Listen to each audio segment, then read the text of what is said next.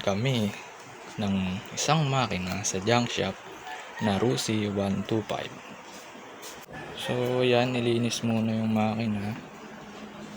Part 1 muna tayo guys kasi marami rin kaming nagawa.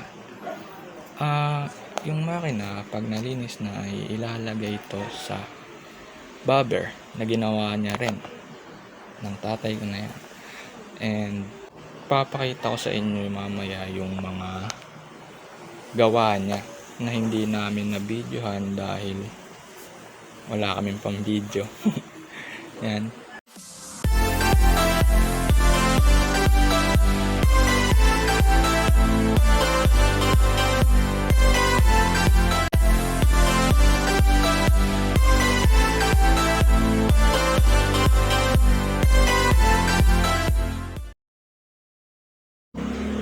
So yun, nabuksan na nga yun sa taas.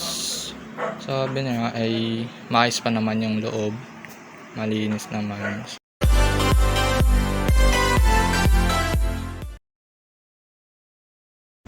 Medyo nahirapan kami ditong buksan dahil kinakalawang na nga yung block. Pero ayan, sabi niya malinis pa naman and wala naman masyadong tama, kaya ayan, nilinis lang.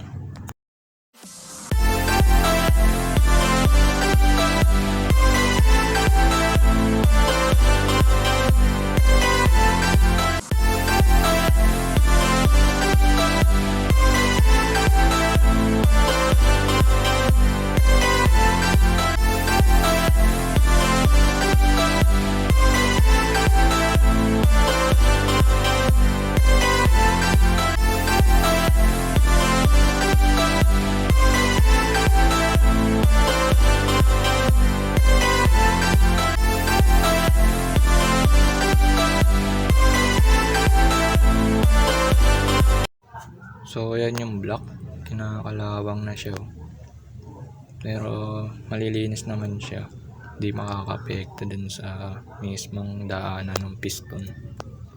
Ayan, yan na yung makina, bukas na yung sana. So kita na tayo sa part 2 guys.